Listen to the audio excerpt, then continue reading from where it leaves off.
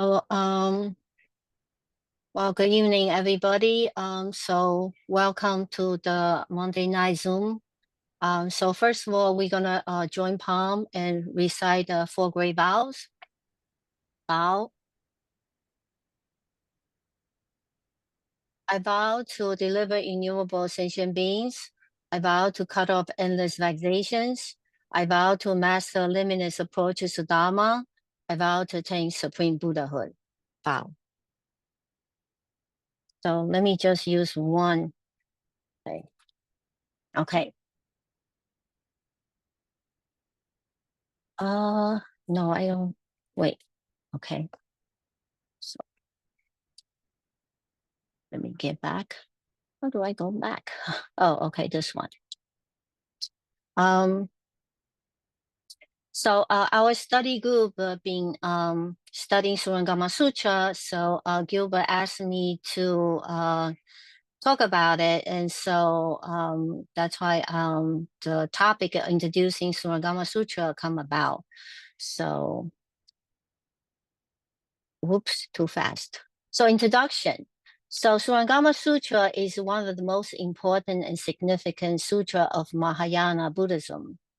Also, it's a very comprehensive guidebook that leads to spiritual enlightenment along with the path described in Shakyamuni's Buddha's most advanced teachings. In details of the understanding practice pitfall, aspiring bodhisattvas must be conscious in walking in the path. So this is a very famous saying in Chinese Buddhism. The Surangama Sutra helps one to become enlightened, and the Lotus Sutra helps one to realize Buddhahood. So if the Surangama Sutra still exists in the world, that means the proper Dharma dwell in the world. And when the Surangama Sutra no longer exists in the world, it really means, and that is the Dharma ending age.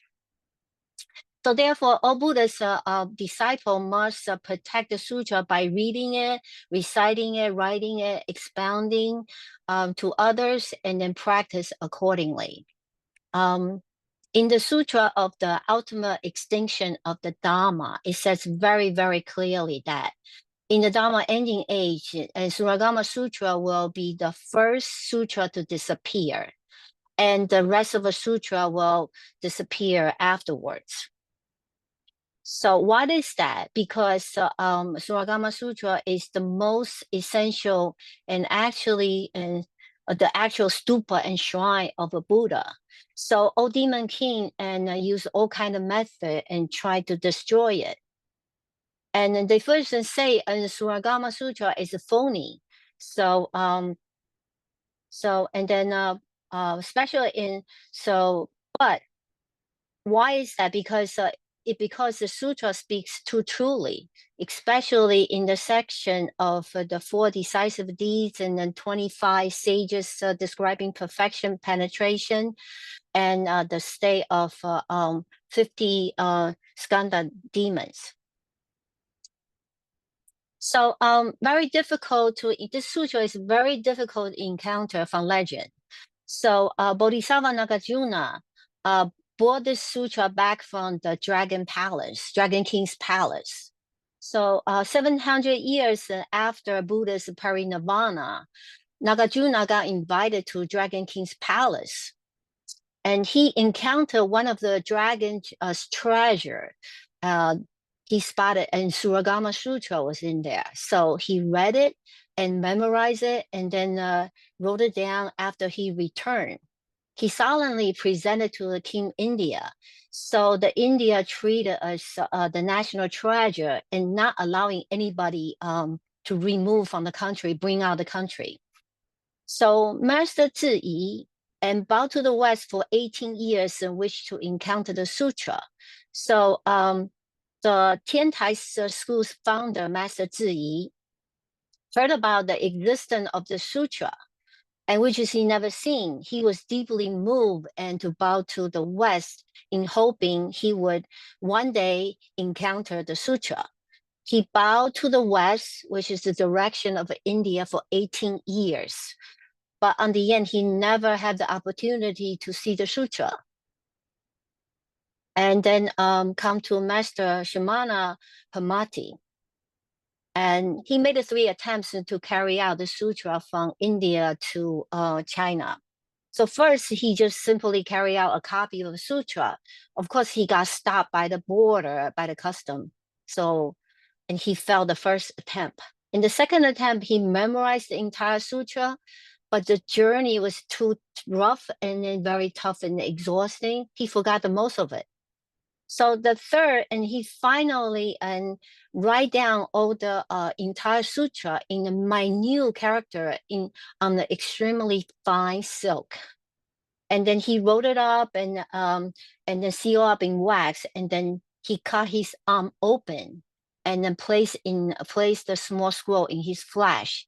He applied medicine and then let it heal. And finally, he'd be able to smuggle out the Surangama Sutra to China. So when he arrived in Canton province in 705 CE, he happened to meet Prime Minister Fang Rong, who invited him to reside in the temple to translate the sutra. So the author, the original Sanskrit of the Surangama Sutra is not known and where can be found. And so the exact location of the text is also in question. But according to the first account found in the Kaiyuan era catalog of a Buddha's Tripitaka, the Surangama Sutra was translated in 713 CE by Venerable Master Huaidi and an unknown Indian monk. According to the second account, in continuation to the history of the translation Buddha's Sutra Mural record, the Surangama Sutra was translated in May 705 CE by Shimana Pamiti from central India, who came to China and brought the text to the province of Canton. So the English translation, and it really doesn't have too many, but these are the English translation. Master Shenhua is one of the person really promote Surangama Sutra. The complete sutra title is the 20 characters in Chinese.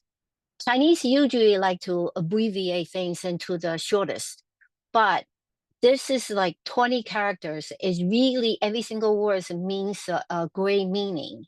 So the complete sutra title is the Sutra of the Foremost Surangama at the Great Buddha Summit concerning the Tathagata's the secret course of cultivation, his certification to the complete meaning and Bodhisattva's myriad practices. So we're going to explain word by word. Sutra is really the word of wisdom of a Buddha. The gray is the boldness of a compassion and wisdom. It has 4 aspects. The great cause, which is the inconceivable esoteric cause. And the great meaning, the complete meaning, and the summit of one's cultivation of the way leading to the certification, the great practice, that is all Bodhisattva's myriads of practices. And the great result is the foremost Surangama. So the summit is the highest point, which in this case is the crown of the head of the Buddha, the great Buddha. The great Buddha's summit and reinforce the advantage of these 4 kind of greatness. And it also is the 32 mark of the Buddha that cannot be perceived by ordinary sentient beings, which is symbolized the pinnacle of the spiritual realization and understanding associated with the Buddha. Tathagata, it means das come one and das gone one. So the esoteric cause, it really means the basic substance of the Tathagata's samadhi power inherent in all living beings. So it's intrinsically there and fundamentally complete in every person without exception, but not everyone aware of. So in Mahayana Mahaparinirvana Sutra mentioned there's three causes to achieve Buddhahood. The right cause, an intrinsic pure nature that merely has to be revealed. All sentient beings has a Buddha nature. That is the cause to achieve Buddhahood. And the second is conditioned cause, a seed or potential that can grow into Buddhahood with the right condition. So since knowing about the intrinsic Buddha nature, take refuge of the three jewels and practice accordingly with the Buddha Dharma.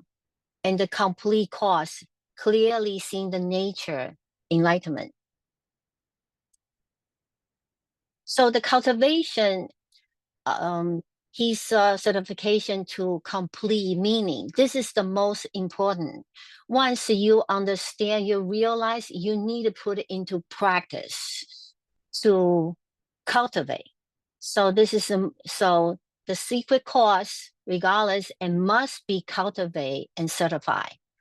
It is the 4 stages of practice: faith, understanding, practice, precept, dhyana, wisdom, and realization of the complete meaning. Through the exclusive cultivation of dhyana, and then one can be certified and obtain complete meaning, and which is just no meaning. So the complete meaning, and it means not abiding in the, oops, my bad, sorry. It means not abiding the real nor the unreal, not exist nor not unexist, not increase nor decrease, not pure nor impure. So all Mahayana Sutra are complete meaning sutras, like Lotus Sutra, Avatamsaka Sutra, and they also accept all other existent or non-complete meaning sutras. Means they are, for example, the teaching of Theravada and then other practices, and they as the base, and the Mahayana teaching are encompassing all. So Bodhisattva is an enlightened being who is out of compassion and to save others.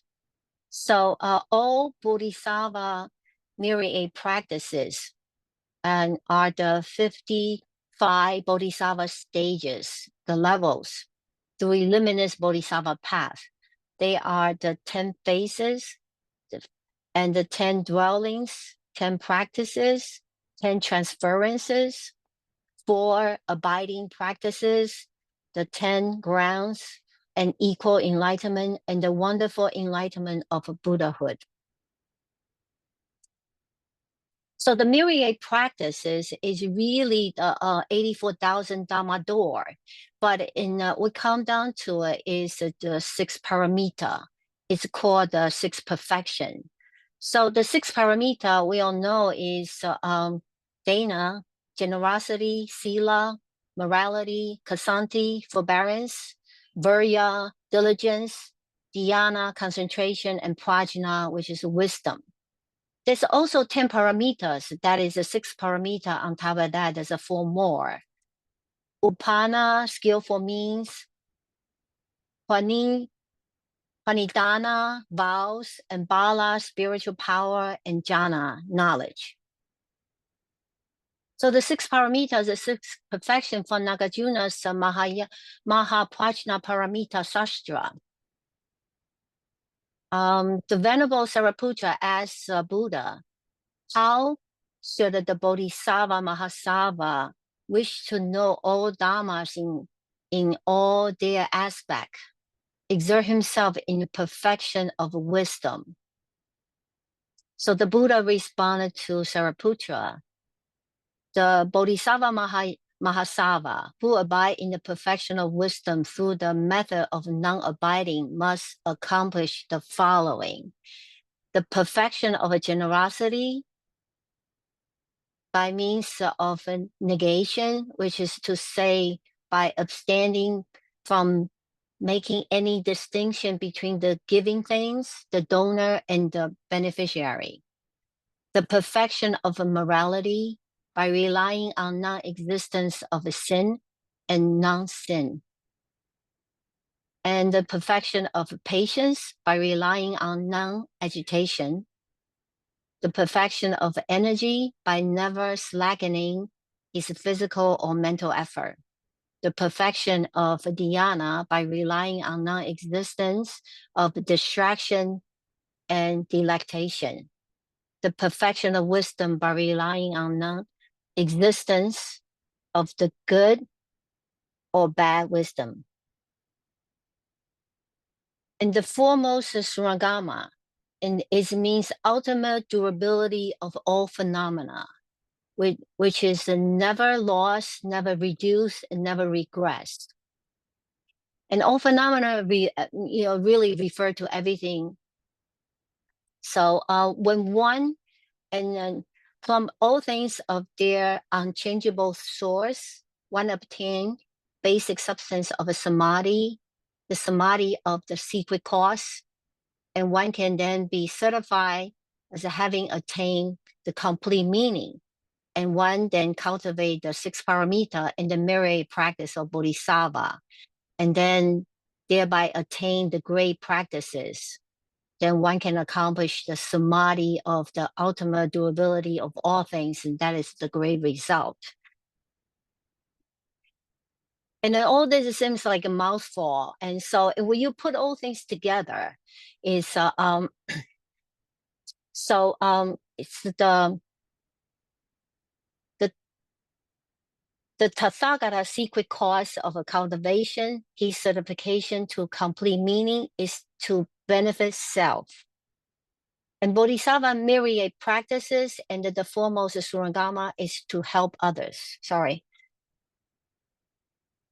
So the sages explain the complete title as the essence and the function. The essence is the great Buddha summit. That is the thusness and the Buddha nature. And the great Buddha summit is the foundation to cultivate the virtue and merit to benefit self and sentient beings.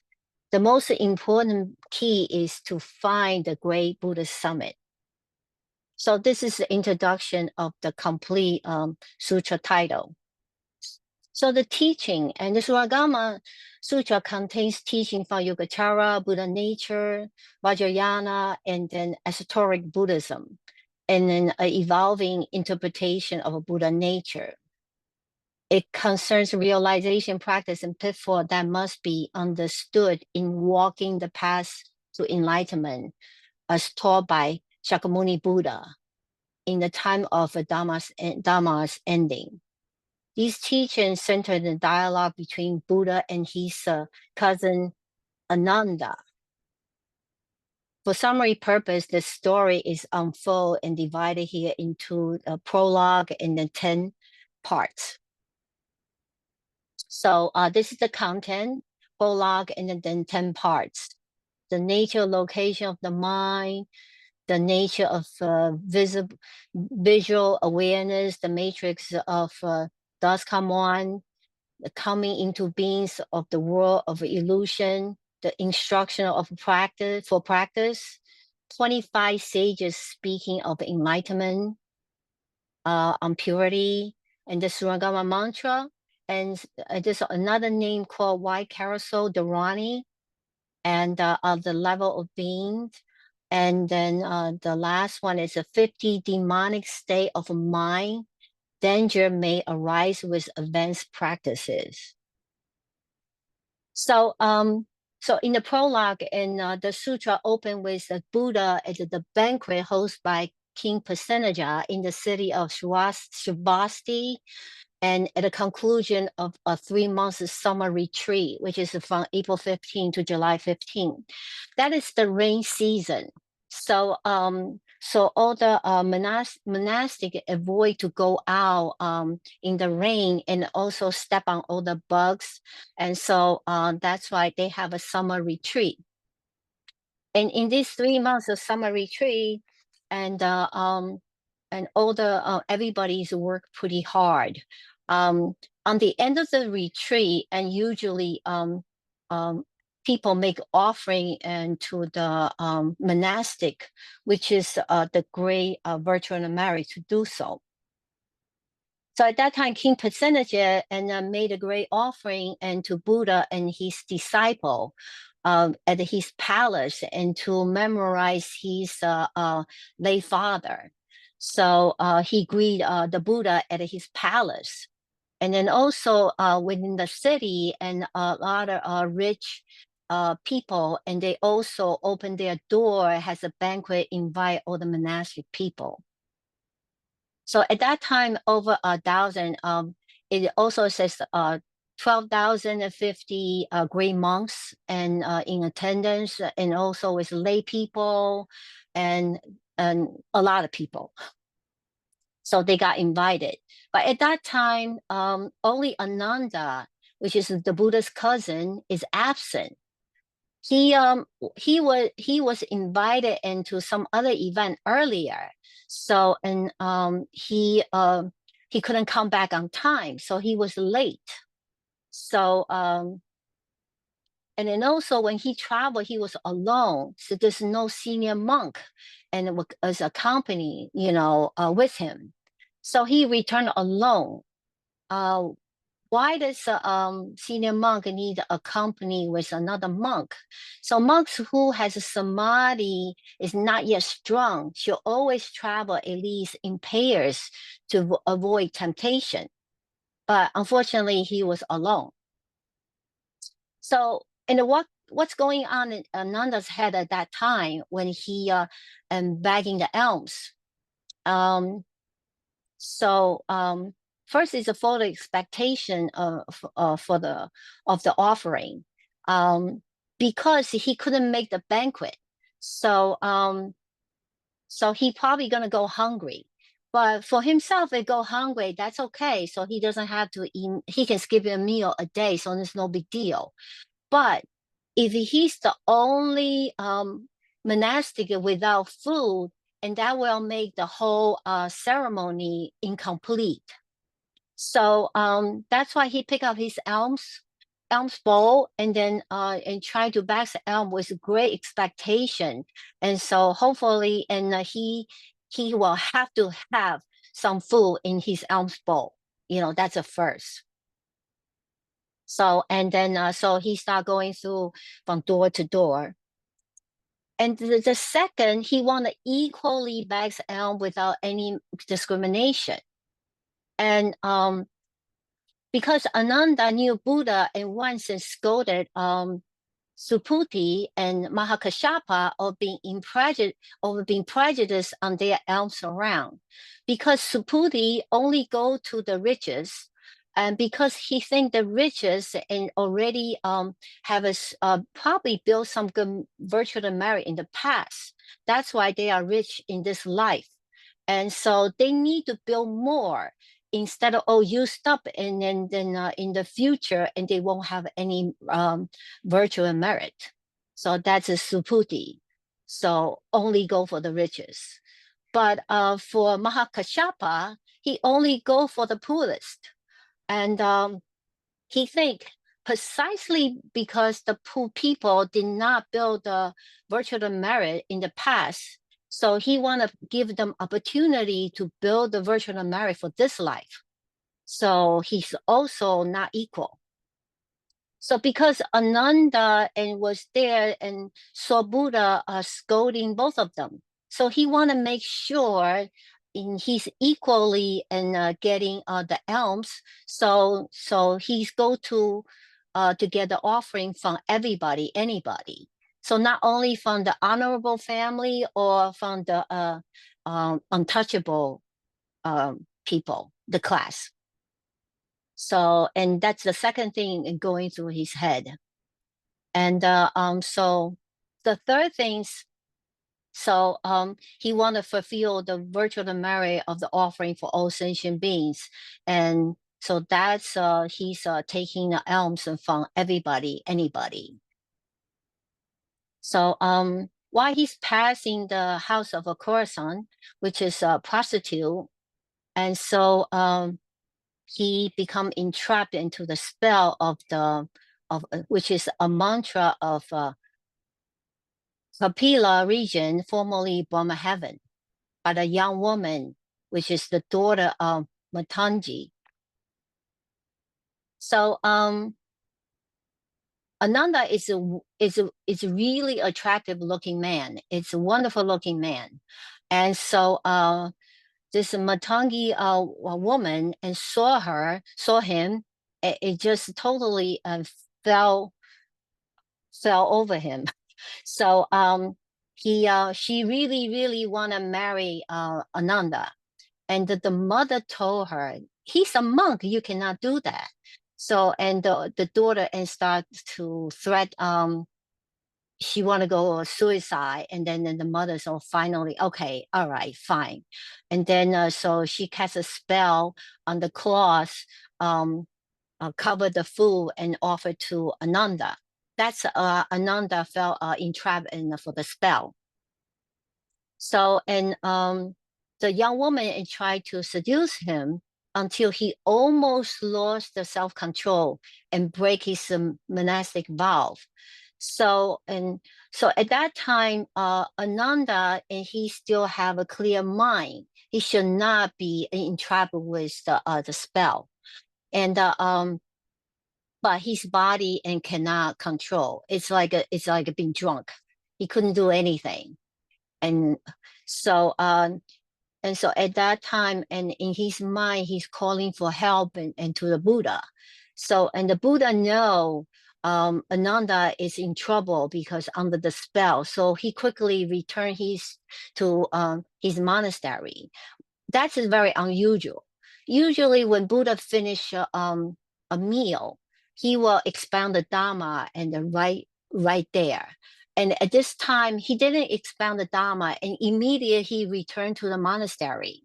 And then people, all the great disciple, and they wondering what is going on. It must be something's going on, and they were curious, and of course they want to hear and what Buddha has to say.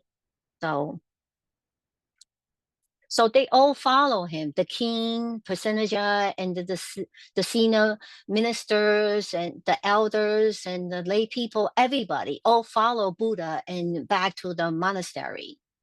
And so Buddha sitting in the full lotus posture on the 1,000-petal lotus flower with invincible light as dazzling of 100 gems radiating from the crown of his head. A Buddha image appeared from the crown of his head, the image of a seated Buddha who recite the spiritual powerful mantra, the Surangama mantra. The Surangama mantra contains 5 sections, 427 phrases, and 2,620 words. And then the Buddha sent Manjusri, the advanced Bodhisattva, to protect Ananda from the power of the mantra, the spell, and bringing back, and also with the young woman back into the monastery. When Ananda saw the Buddha, he asked the Buddha, and so to explain to him the steps that leads to awakening. And then the Buddha tell him about the Surangama Samadhi that all Buddhas pass through on their way to awakening.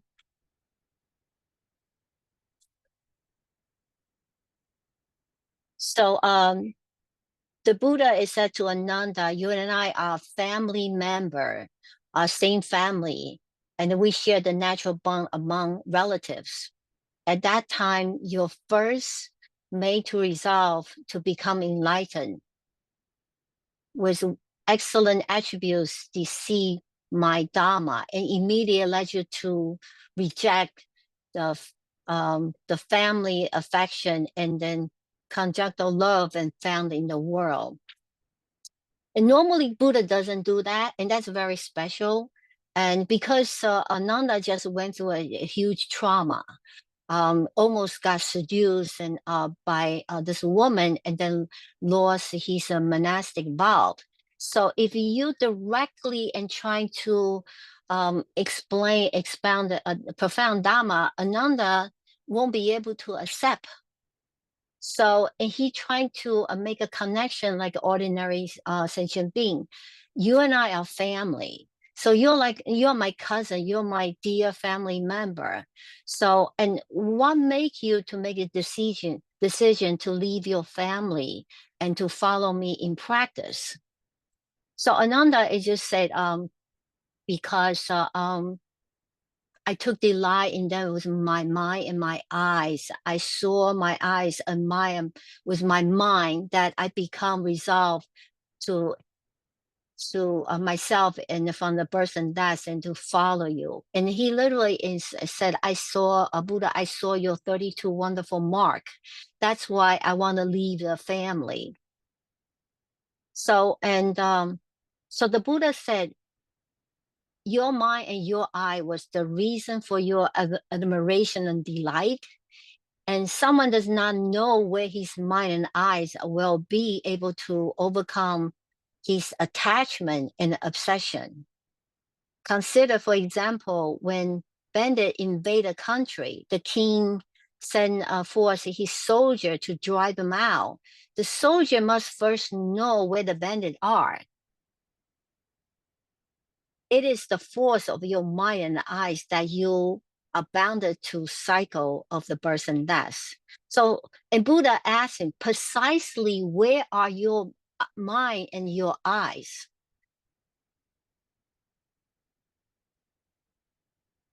So, Ananda not be able to resist the spell of a Buddhism because he practiced samadhi only with his conscious mind.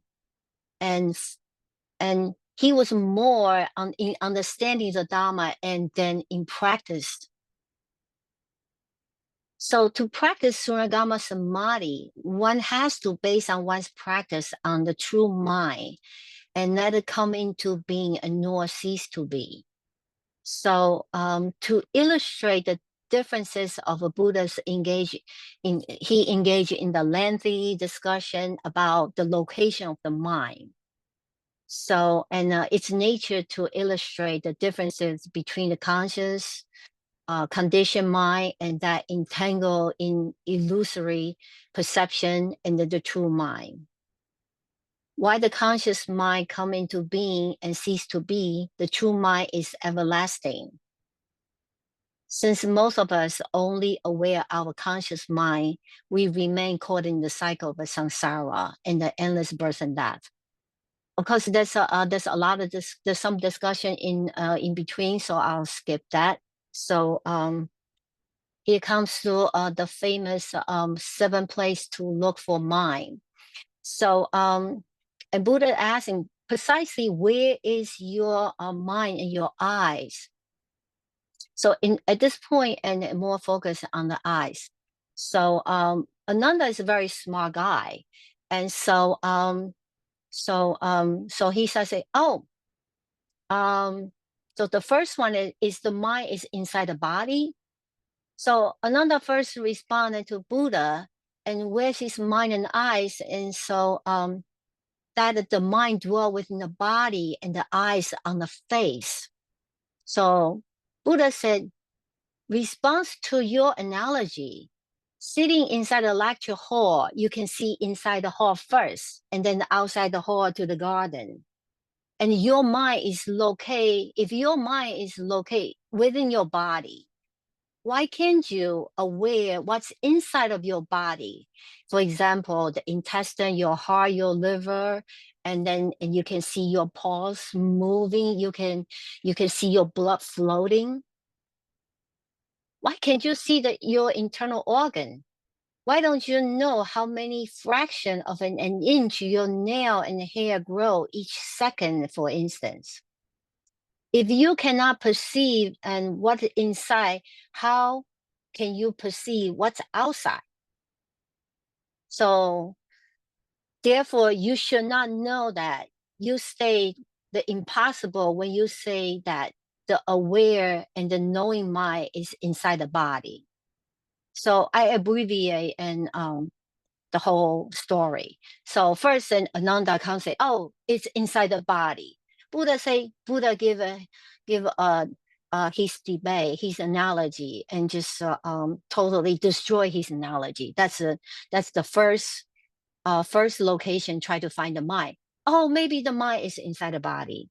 And the second, okay, so if it's not inside the body, maybe it's outside the body. So Ananda then make the second attempt, and he said, "Oh, a lamp located indoor. A lamp located indoor can illuminate inside first and then outside. If a lamp placed outside the door, and so it illuminate outside, but not within. So therefore, who do not see within, and the mind is outside." So the Buddha then asked him, when one person eats, does everybody get full? The answer is obvious no. How can one person eat and cause everybody to be full? If your mind is outside, the body will be unaware of what is the mind perceive. The mind will not be perceived the awareness of the body. In other words, the body and the mind is mutually exclusive. They are totally disconnected. Whatever you're thinking in your mind, and then your body will know. And then whatever, so you tell you give a thought and to raise your arm, and then so your arm won't be able to do that because the mind is outside the body. So therefore, you should know that you state the impossible when you say the mind, which is knows and understand, aware, is outside the mind. So that's the second location, both Ananda and trying to find his mind. The third, okay, is not outside, is not inside, and must be reside inside the faculty or the sense organ. So in this case, and we use eyes. So based on Buddha's answer to the first two, Ananda then say, since the mind, it cannot be outside and does not perceive what's inside. So it's not, then again, it's not separate from the body because the body and the mind have a common awareness. Then the mind must be concealed in the organ of the vision or hidden in the eyes or hidden in the organs. So if you want to see something, and your mind goes to your eyes, and so you'll be able to see. If you want to hear something, and then your mind goes to your ear, then you can hear the sound. So why is it hidden in the eyes? So one can see out, but not in, yet the eyes are not separate from the body. Ananda gave the analogy similar to someone wearing glasses, that the eyes are able to see through the glass without obstruction. The mind has a sight awareness through the use of the eyes. To reveal him, the Buddha said, according to his analogy, does one see his glasses when he looked out? Yes. Then Buddha asked, then how then you do not see your own eyes? So of course, and so this is impossible for the third location. And the fourth one is the mind divided in between light and dark. Ananda said, so, and if the visceral and the balls lies inside the body and are dark, so orifices are open to the exterior and have a light there. Opening one's eyes, one sees light, and which is to see outside. Closing the eye, one sees darkness, then which is to see within. Buddha said, does the darkness you see when closing your eyelid before your eyes, before you closing your eyes, light for your eyes, if it is in the front, then why do you say it's within? If it is within, how can it be seen with inward seeing? So if there's an inward seeing such that, closing your eyes, you will see darkness. Why is that opening your eyes, you cannot see your own face?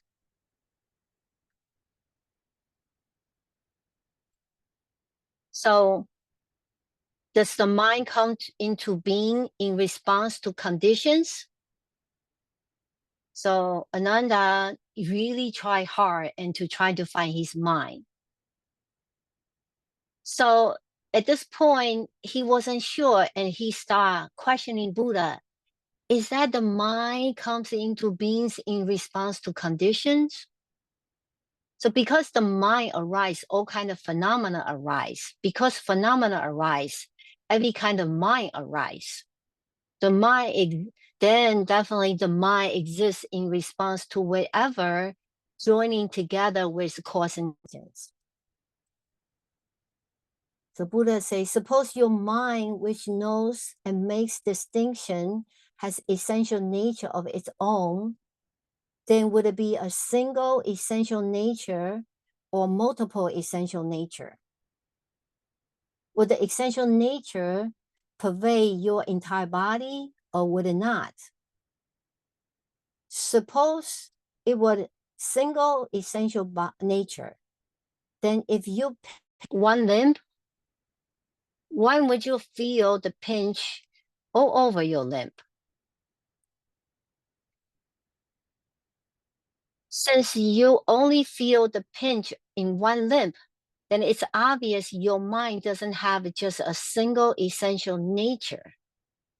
But if your mind had a multiple essential nature, you will be multiple people.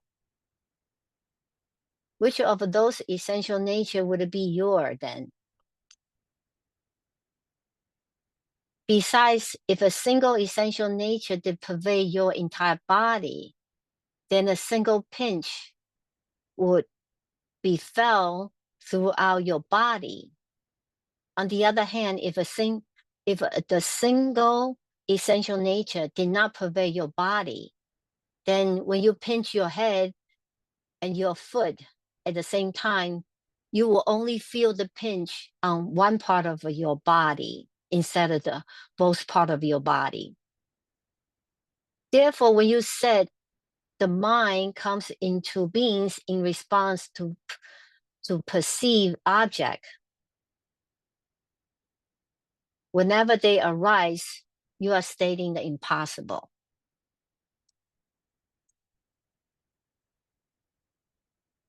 Is the mind in the middle? So Ananda's think it's not inside, since one cannot see within, so it's not outside. And since there is a common perception, it must be in the middle. Buddha said, if your mind were located between the eye faculty and the object it perceived, would the nature of the mind be the same as the nature of an eye faculty, as well as the nature of a perceived object? If they are the same, it will be confused state about what is aware and what is not aware. If they are not the same, the mind will be neither aware or nor unaware. Such a mind would have no essential nature at all. How could it be in the middle then? Therefore, the mind is not in the middle.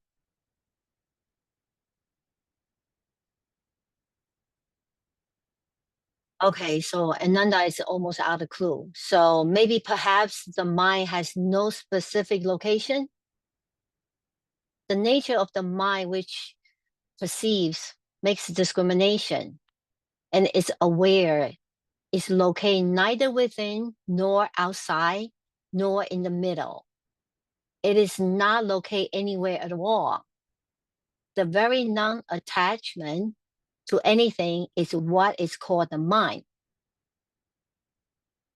Buddha said, you say the mind is not located in a specific location. However, all things in the world, the air, the land, the water, and the all creatures that fly over them and move on them and in them, in fact, everything existing in the world, they do have a specific location. If the mind is located nowhere, then it is an absurdity, like a turtle with fur and the hare with horn. How could something that exists not have a specific location?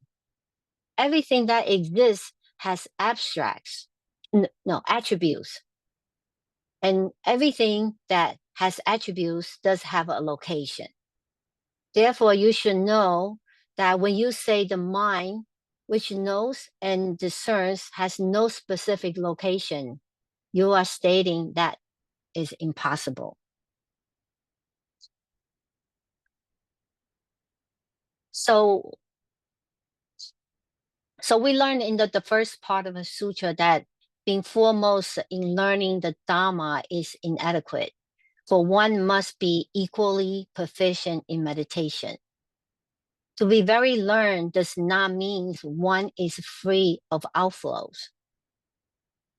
We fail in our practice when we confuse the conscious mind and for everlasting true mind, thus opening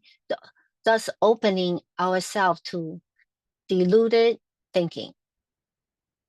In the deluded thinking, one divides experiences into good and bad, right or wrong.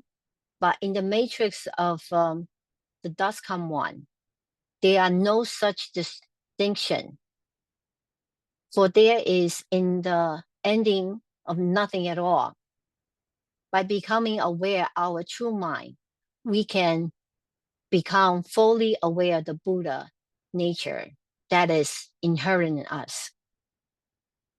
When we can see that the entire world of a perceived object is mind only, then mental object will no longer come into being or cease to be. Throughout the lesson, the Buddhas use logical reasoning rather than merely proclaiming that certain positions are true because he claimed they are. The mode of discourse is a distinguishing feature of the Surangama Sutra. Okay. Any questions?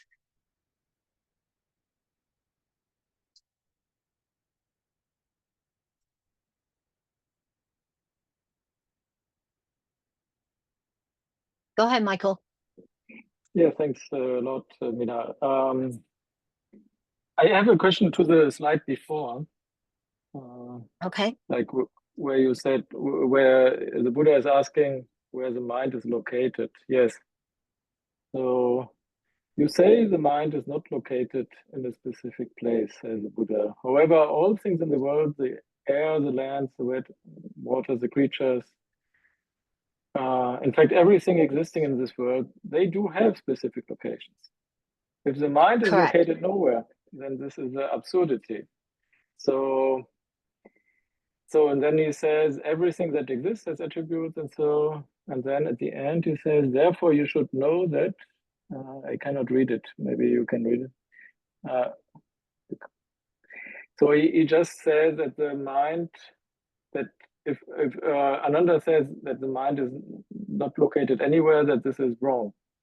So what would be your answer, or what would be the proper answer to this question? The mind is everywhere.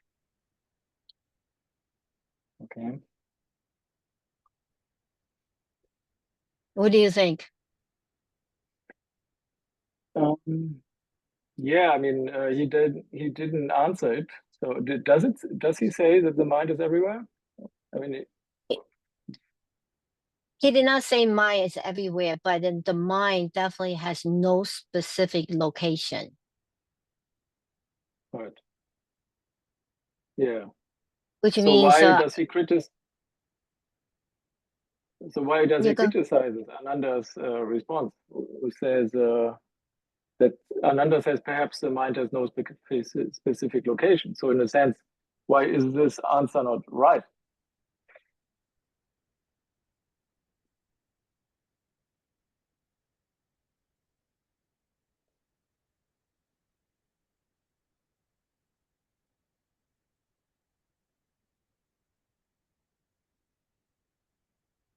so anything, everything existing in the world, they do have a specific locations.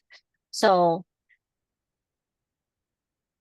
this is everything in the world, they all have a specific location. And mind is mine is everywhere, anywhere. So everywhere, anywhere, that is the location.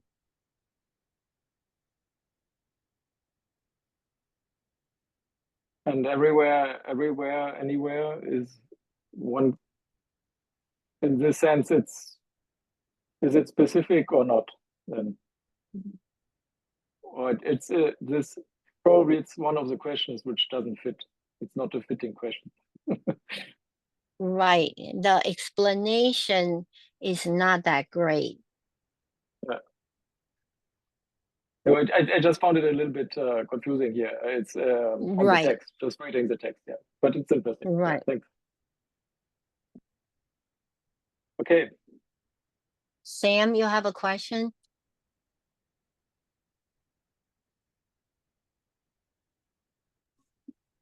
Yes. Hi, Mina. I just wanted to first say thank you so much for the lecture.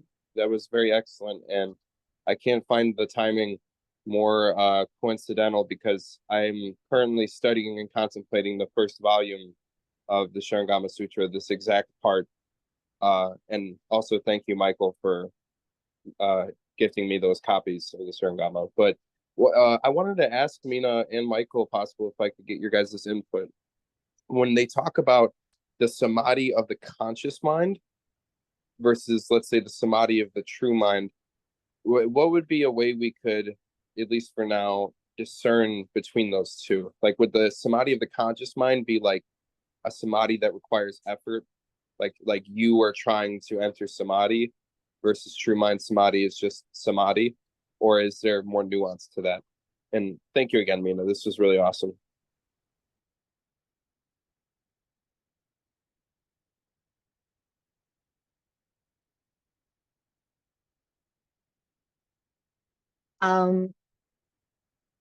Michael, do you want to answer? No, go ahead. Maybe you can bring So up the yeah, I will bring up to the Gilbert. text. No, maybe you can bring up the text again. But The text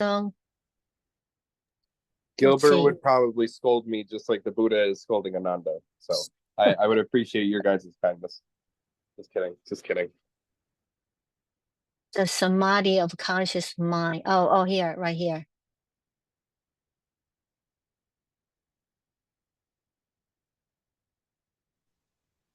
Yeah, because of the samadhi of a, well, by my shallow understanding of a samadhi of a conscious mind, it's really based on his learning, his understanding of a Dharma.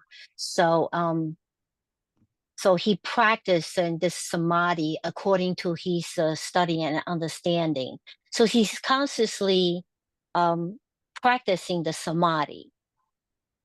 So if it's the true samadhi, it just you cultivate it and you just I would just say you will, it's not purposely to get into it, and it's really from your true mind to practice the samadhi. I don't know if that makes sense or not. Yeah, Yeah, absolutely. Thank you. Thank you so much. I appreciate that. Thank you. Thank you. You're welcome. Hopefully I don't confuse all of you guys. No, it sounds like you were describing that like Ananda's practicing from his conceptualization of the Dharma, or Correct. which goes back to his, or like, consciousness in that sense. So thank you, Mina. That was a really great lecture too. Thank you so much. You're welcome. Thank you. Penny had a question.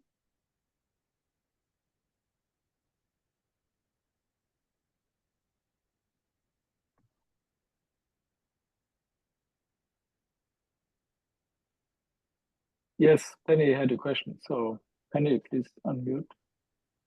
Where is she? Oh, okay. Hi, can you guys hear me? Yeah, Yes, we very can good. hear you. Okay, good. Sorry, I was challenging finding to unmute myself. My I think that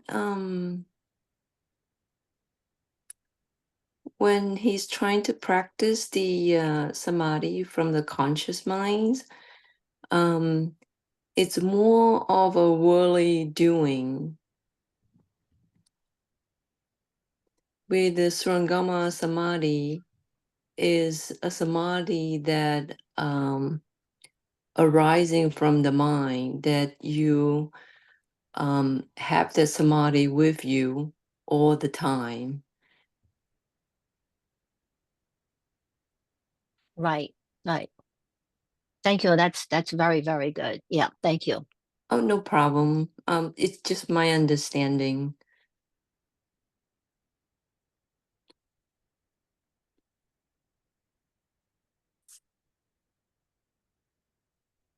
And Ian? Yeah, you mentioned earlier that the answer was that the mind is present everywhere, or is present everywhere all at once.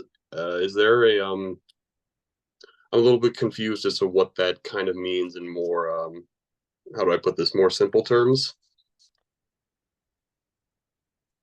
You mean the looking for location, where's the mind? Yes.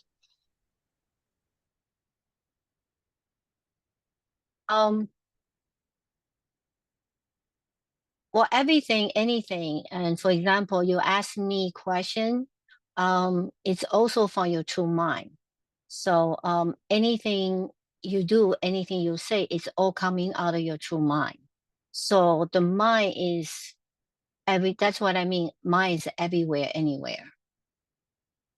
If you want to do something, you want to say something, anything, it's all coming out of your true mind to do things.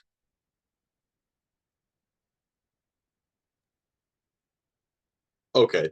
So Is it more confusing? no, yeah, I get that. So like, I ask a question because it's my desire to know something. That's all coming from my true mind, but I'm wondering, is it kind of like a sort of interconnectedness of all things? I'm just a little I guess I'm still a little confused as to what that means in more practical terms.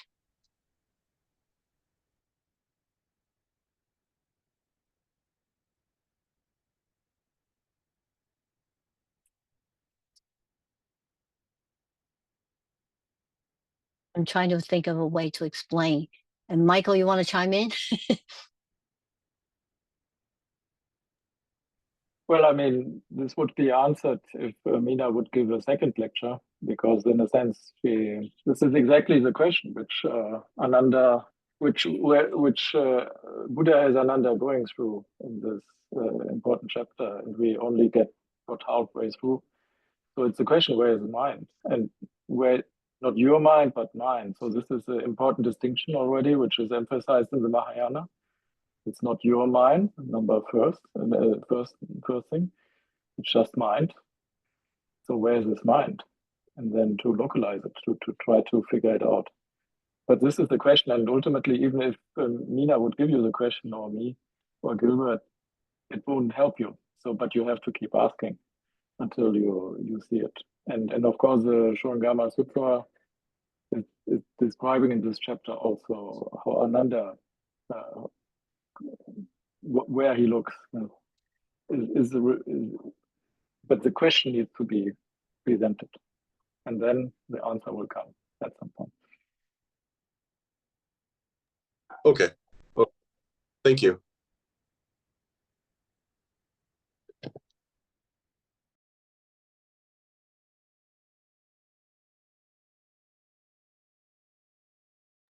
And actually, Gilbert, he's listening, and he just commented on Ian's question.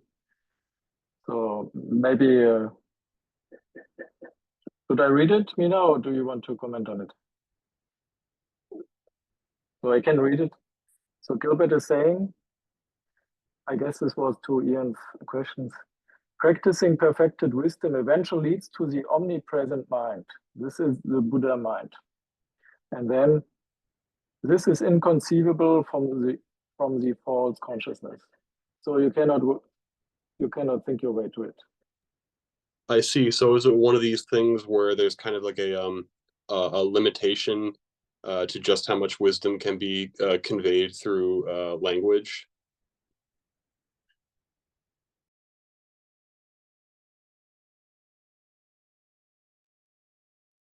Mina, can you pick it up from there?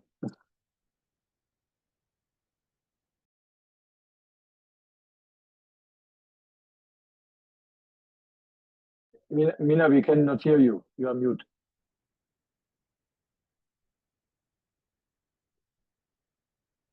Okay, Mina, you would need to unmute you again.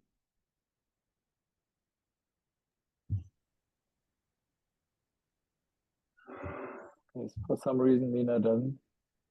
Okay, can you hear me? I'm sorry. Yes, now it's good. Okay, sorry about that. Yeah, it cannot be described in words and phrases. It's inconceivable. So you can use that as your huatou and to ask yourself and to investigate.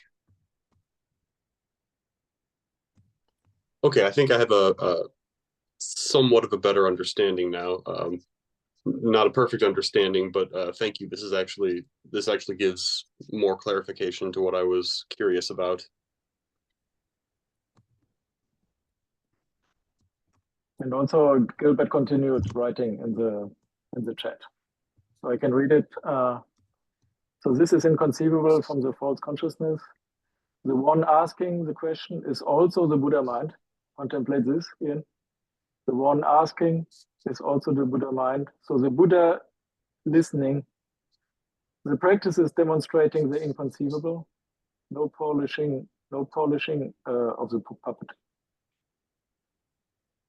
So you have to jump before thinking.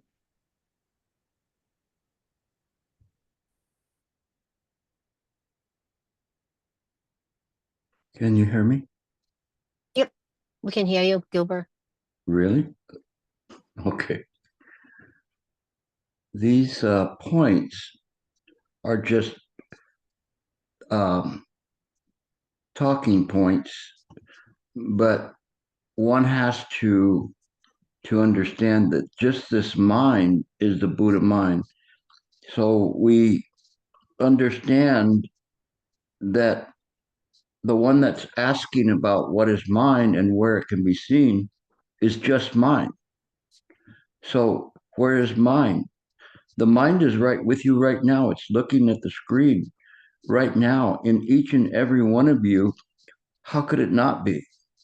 So when we understand, like Master Shen Yang asked, what eye does the Buddha use? Does he use the regular eye, the enhanced eye, a third eye, Dharma eye, wisdom eye, Buddha eye, to see things, to perceive? And the answer is all of them, because there's nowhere the Buddha's not. So it is in the one that is listening, and it is in the one that's speaking. It is just this way. We cannot be defined by any terms or any location or dwelling place. It is just this pure mind right now. But if we try to conceive of it, that which tries to conceive of it is just simply consciousness. The consciousness cannot truly perceive anything. Mind perceives the consciousness. It's a different mode of perception. So that goes back to what Mina had started with in terms of Ananda. What she said there was correct.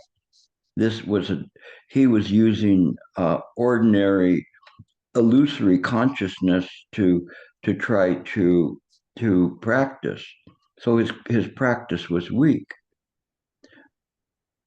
However, the mind that he was using to practice is nevertheless the Buddha mind, which he did not realize until after the Buddha's demise. So it's something that it takes us right to the edge, right to the platform. But then after that, one must practice. One must let go of the idea that there is this individual consciousness or person. So this is what was being taught there. So as I mentioned, how she presented this in terms of Ananda's problem, it is all our problem. Ananda always served to be a representative of samsaric individuals that are confused, even though he's well practiced. Even that well practiced in phrases and letters and words wasn't enough. He had to realize that just this mind is the Buddha mind. When we understand that, then the Surangama Sutra turns into this wonderful, wonderful testament to Buddha mind. So when we ask, where is the Buddha mind? And we keep asking and looking around, one can only realize, where is it not? And in this way, even those things that are produced by confusion and ignorance, they too belong to the mind, but they're transitory. They're simply impermanent phenomena created by the mind that's arising. But because it's created by the mind can also clarify what it is. It doesn't have to eliminate it from the mind. It just has to illuminate that this phenomena is part of mind, but not part of the permanent part of mind. And it's seen just as it is. And this is what Shakyamuni Buddha is trying to convey to Ananda, so he can transcend the idea that he as an individual exists, even to transcend the idea that he can polish his ideas of his mind and ideas that this body can become a Buddha, when just this moment is the Buddha mind. Just this moment, all who hear this are possessed of the Buddha mind. If you practice in this way, then you will not be far from it. If you practice from the samsara side, you will get there, but it will take you considerably longer time until you realize that just this mind is the Buddha mind. So this approach of Mahayana is a direct approach. This is how we see things. It's natural for the mind to produce these questions. And sometimes the mind produces these questions as a defense mechanism, saying, you see, they don't know that. They don't know. And so, but once the ego is out in the open, it's fair game. And the game is on.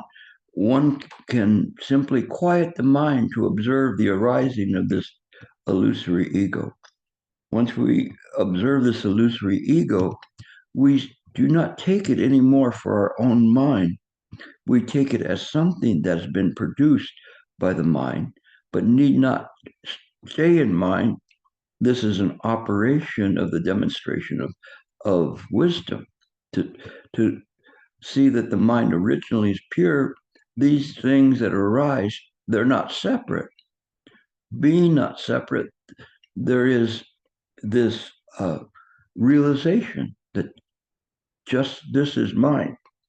Doesn't necessarily mean someone will have an immediate enlightenment or realization, but they're on the path to do that by seeing things in a direct way. Okay, I'll stop now. It's no, that's really interesting. So if I'm kind of understanding what you're saying, is to put it in simpler terms, is it kind of like, to use an analogy, the conscious mind with logic and reasoning can take you to the edge of the diving board, but you can't step off the diving board and jump into the pool without like the direct experience, because the ego just can't perceive the mind.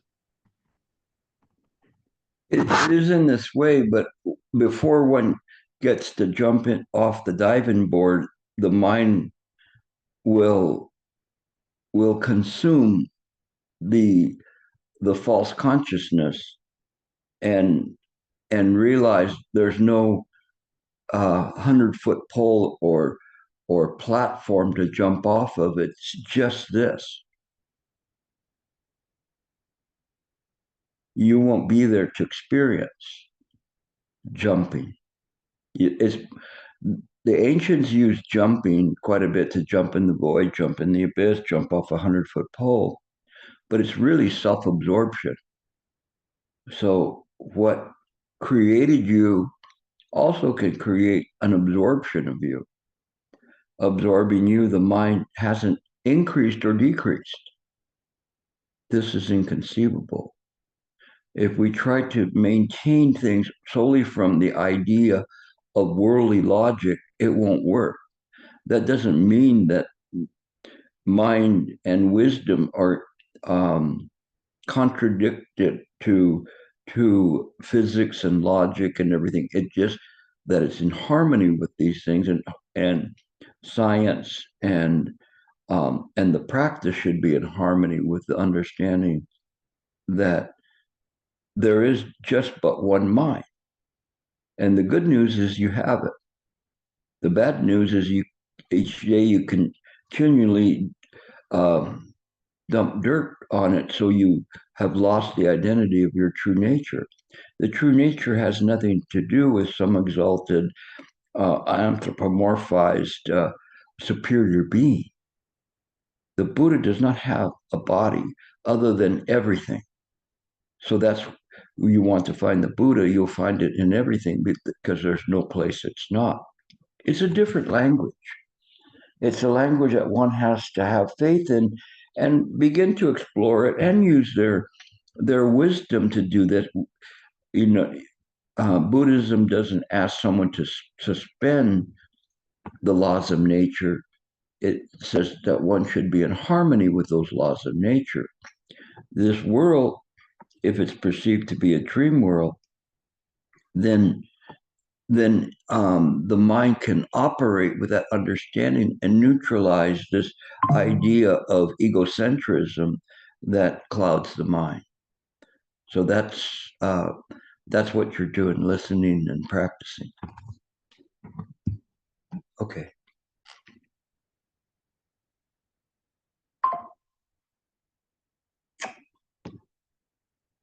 Thank you. That was actually a really good explanation. Thank you for that. Yeah, I have a little bit of practice with that. My assistants here, this is why I have them up there, so that they can answer these questions and be able to think on their feet. They know it very well, but to articulate it to others is sometimes difficult. And the thing is that once they begin to see these are regular patterns of questions, then it comes to be easier. The most important thing that we have when we present the Dharma to others is to have faith that we can do it and we can explain it and we understand it. So this is a very good practice for everyone that's listening. I thank you all for listening, because again, what I mentioned was that what Mina said was correct. And to articulate it more, I've done a few thousand lectures, so I'm, obviously better at presenting it, but I want to give them a chance to show what they can do, and I'm very happy with that. Okay. This is how we practice and support each other. Mina, I hope I didn't interfere with your presentation. Not at all. Thank you. To even be asked to present, I have to have a lot of confidence in the people that are presenting, such as Michael and Mina, and to show them how to present. And the Q&A is probably the most difficult if people are asking sincere questions. And those questions are natural questions. And as you practice, you see them more and more. So she'll get there, but don't confuse her processing of the questions with her understanding, which is very deep. Otherwise, I wouldn't put her up there.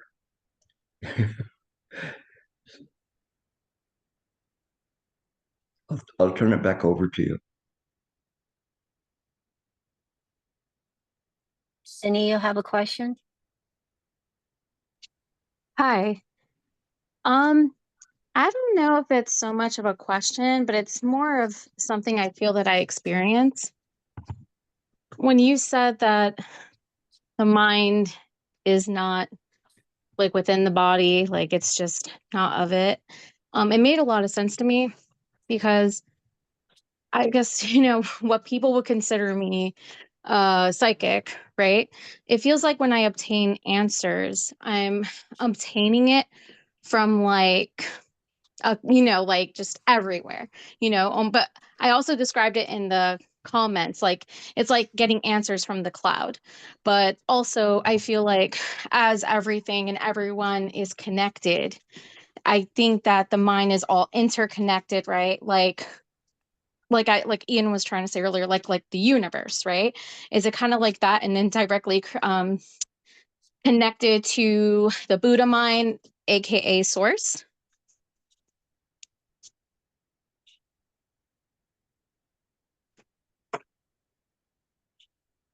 So yeah, I just want to say that, and let me know if I'm wrong.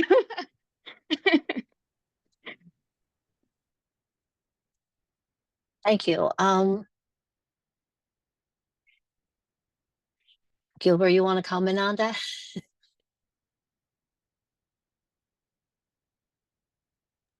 $5. First one's free, then you got to pay for it. Your question's a good question, and it's very common. And you're kind of wondering, is this where I should be at? And do they have some answers? But it's kind of interesting. They resonate in what you feel the right key, and it is the right key, Sydney, because when you say that you're psychic, it is not you, but it's a realization that this bandwidth of information that the Buddha mind has access to, is a little bit clearer for you on some channels. And so it's not you doing it, it is the awareness of the mind that enables one to sense things around them that other people don't. When you see it in this way, you'll see and understand how it works. When you do that, then the skill set will be enhanced. The only danger there is that one can figure out how to enhance the skill set, but they may not know how to control it, or they may not know how to use it with wisdom. So it's more important for one to cultivate wisdom than the intuitive side. We don't throw the intuitive side out, but we understand that this intuition comes from the Buddha mind. there is no life and being that's a medium or a conveyor of all of this. It is simply the ability to communicate closer with the Buddha mind that enables one to see things clearer than other people. But again, it's also very important that one uses wisdom with this to control it and use it in the proper way. Sorry, I just got back in the U.S. and potential scam is looking for me again. So in any case, it's this way. When you understand it, then you understand that mind knows you, but you don't know mind. You can't know mind.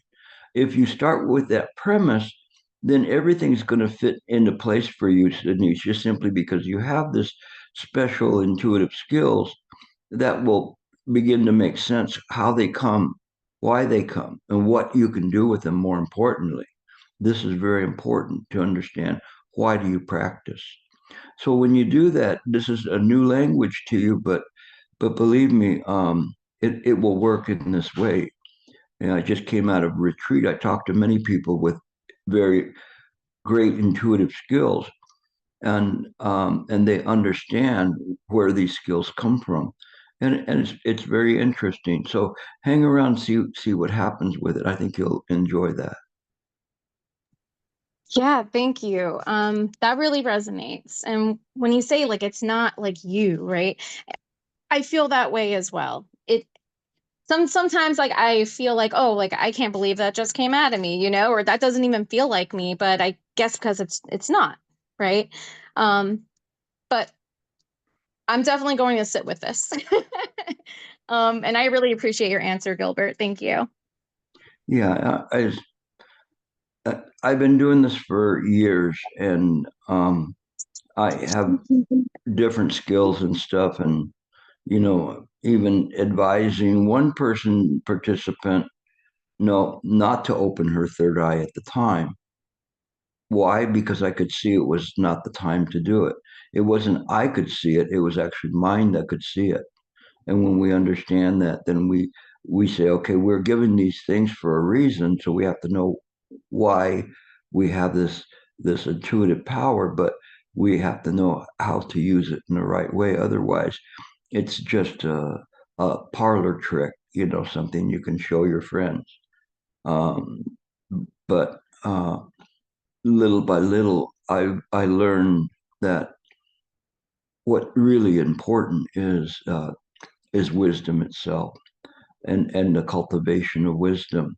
This is why the Heart Sutra and the Surangama Sutra are so important, and it's why it resonated to Mina, because the Surangama Sutra is really requiring the false consciousness to face itself by going through this process of that it's not you, it's not here, it's not you there, and eventually Ananda gets so frustrated with this because he's totally lost. But that's a good loss. That's a good place to be when the people are confused for this reason, is because the false consciousness suddenly becomes aware of its limitations and its mortality. Better to bet on the Buddha mind has never been born, never created. Why do I tell you these things? Because I know that they'll resonate in your heart. You'll be interested in them. So keep practicing. You'll do good with this.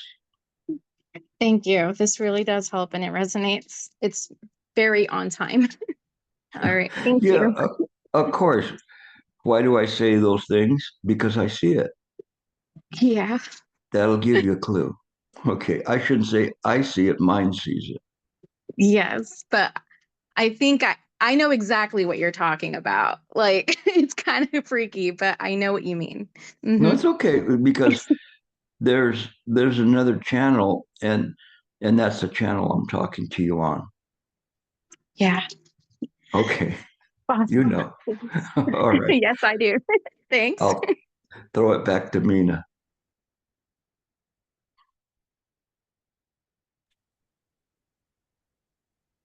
Anybody have a question?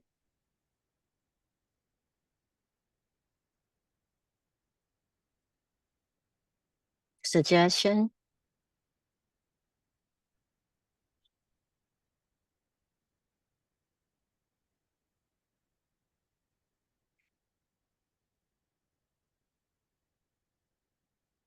Nobody have a question?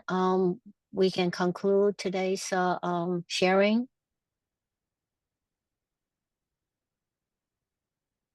Thank you, everybody. And Gilbert will be back next week. He already back this week. Thank you, everybody. Have a good night. Omitofo. Amitofo. Thank you, Mina. Thank you, Mina. Amitofo. Thank Thank you, you. Gilbert.